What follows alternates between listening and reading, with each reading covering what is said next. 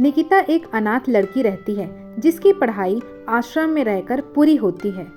एक दिन रात को जब वह आश्रम से पढ़ाई करके वापस अपने कमरे में आती है, तब वह देखती है कि उसके कमरे में एक रहस्यमय किताब रखा होता है।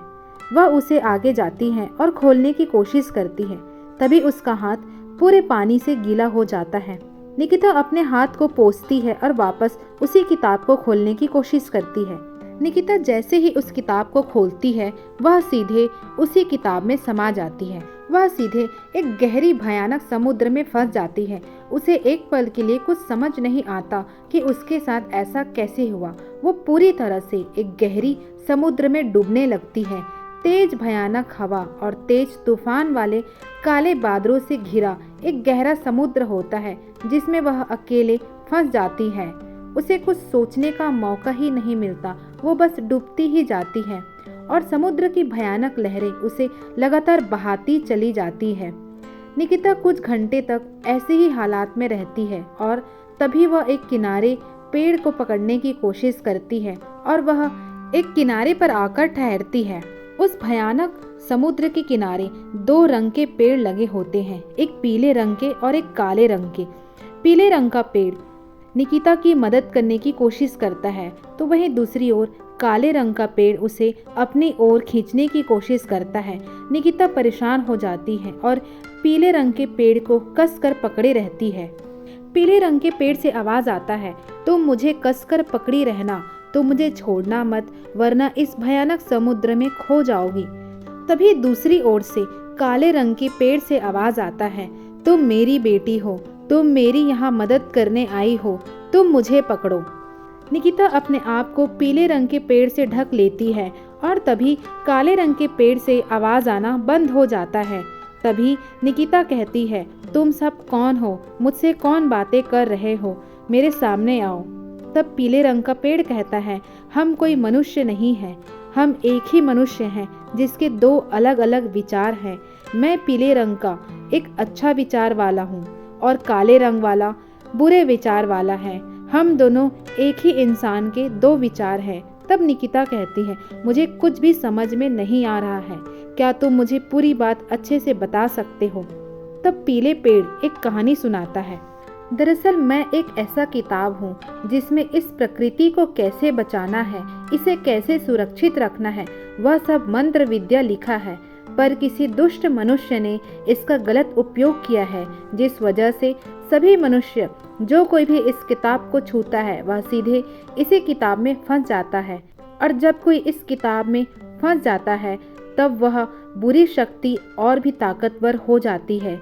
निकिता कहती है, पर मैं इस किताब पर कैसे आई, मैं कौन हूँ और मुझे किसने फंसाया? तब उस काले पेड़ से आवाज आता है, तुम्हें हमने बुलाया है, तुम हमारी गुलामी करोगी और तुम हमारी मदद करोगी ताकि हम अपने शक्ति को बढ़ा सकें और इस दुनिया में अपना राज कर सकें। तब पीला पेड़ कहता है, मेरी बात ध्यान से सुनो, तुम इसकी बातों पर बिल्कुल ध्यान मत दो। एक बार एक विदेशी राजा यहाँ पर राज करने आया था। यह एक सुंदर शहर था। यहाँ से एक सुंदर नदी बहा करता था। उस राजा को यहाँ धन संपत्ति मिला। उसके बाद वह इतना लालची हो गया, वे अपने ही परिवार और नगरवासी को खत्म करते गया। देखते ही देखते वो इस पूरे राज्य को अपना अधिकार जमाना शुरू कर दिया और तभी उसकी मुलाकात एक वैद्य से हुआ। उसने एक जादुई जड़ी बूटी विद्या का किताब उसे दिया ताकि वह इस नगर का रक्षा कर सके।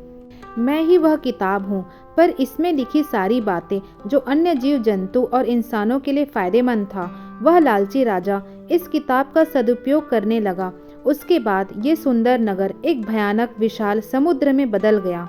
उसके बाद यह समुद्र दो भागों में बढ़ गया। एक राजा के अच्छे विचार का रूप जो पीले पेड़ में बदल गया और दूसरा राजा के बुरे विचार जिसने काले पेड़ का रूप धारण कर लिया।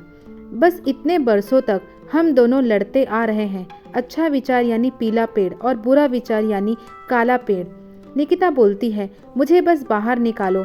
तब उस काले पेड़ से आवाज आती है, तुम्हारी और हमारी दुनिया एक है, तुम उसी राजा की बेटी हो, इस जन्म में निकिता के रूप में पैदा हुई हो, इसलिए तुम्हें किताब पढ़ना पसंद है। मैं राजा प्रताप रुद्र हूँ, मेरे किए बुरे कर्म ने मुझे इसी समुद्र में डुबा दिया है। मुझे एक वरदान मिला था कि जब मेरी बेटी 20 वर्ष की होगी तब वो इतनी शक्तिशाली होगी, वो मुझे वापस ढूंढेगी और मुझे अपनी दुनिया में वापस लेकर जाएगी। तुम मेरी बेटी हो, बेटी तुम मुझे अपनी दुनिया में ले चलो। मेरे पास धन दौलत पैसा सब कुछ है, बस शरीर नहीं है। तुम मेरी मदद करो। इस जंगल के जितने पीले पेड़ हैं उसे तोड़कर इसी समुद्र में फेंक दो। फिर जब इस समुद्र में काले पेड़ बचे रहेंगे, मैं फिर से शक्तिशाली हो जाऊंगा। मुझे एक बाबा ने श्राप दिया था कि जब तक पीला और काला पेड़ एक साथ रहेगा तब तक मैं जीवित नहीं हो पाऊंगा। इसी समुद्र की गहराई में भटकते रहूंगा। तुम्हारी मदद सिर्फ तुम्हारी संतान करेगी और दूसरा कोई नहीं। तब निकिता वहाँ चिल्ला चिल्ला कर रोना शुरू करती है और कहती है, मैं बचपन से अनाथ आश्रम में पली बढ़ी हूँ। मैं अपने माँ बाप की तलाश करती रही। मेरे पिताजी मुझे इस हालत में मिलेंगे, मैंने ऐसा कभी नहीं सोचा था। पिताजी मुझे माफ़ करना, मैं आपके बुरे विचारों का साथ नहीं दे सकती। मेरे गुरु ने मुझे अच्छा इंसान बनाना सिखाए हैं, इसलिए मैं पीले पेड़ का साथ दूंगी। तब पीला पेड़ उसे कहते हैं, निकिता जंगल के सारे काले पेड़ के ऊपर पीला पेड़ का पत्ती रखते जाओ। जितना ज़्यादा पीला पेड़ इस समुद्र में होगा उसके बाद सूर्य की शक्ति हम पर पड़ेगी। यहाँ हजारों सालों से सूर्य की किरणें नहीं पड़ी है, इस वजह से ये काली पेड़ यानी प्रताप रुद्र की बुरी शक्ति बढ़ती जा रही है। सूर्य की किरणें पड़ने पर ये सारा समुद्र सूखने लगेगा और उसके बाद प्रताप रुद्र की बुरी शक्ति खत्म हो जाएगी और उनके अच्छे विचार के साथ उन्हें मोक्ष की प्राप्ति होगी और तुम भी अपना घर वापस जा पाओगी।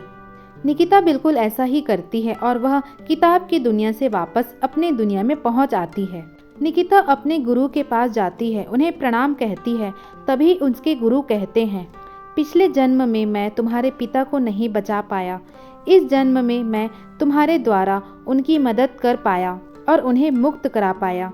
तुम गुरु की परीक्षा में सफल हुई हो। आज से मैं तुम्हें अपने जीवन का एक कीमती किताब दूंगा जिसे पढ़कर तुम इस दुनिया में उपस्थित इंसानों की मदद करोगी। तो दोस्तों, निकिता के इस जन्म के गुरु पिछले जन्म के वही ऋषि मुनि होते हैं जिन्होंने राजा प्रताप रुद्र को जड़ी बूटी विद्या की किताब दिए थे, पर प्रताप रुद्र ने उसका गलत प्रयोग करके दुनिया में अपना राज करना चाहा।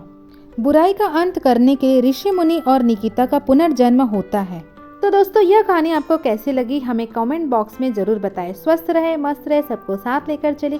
Thank you so much for listening.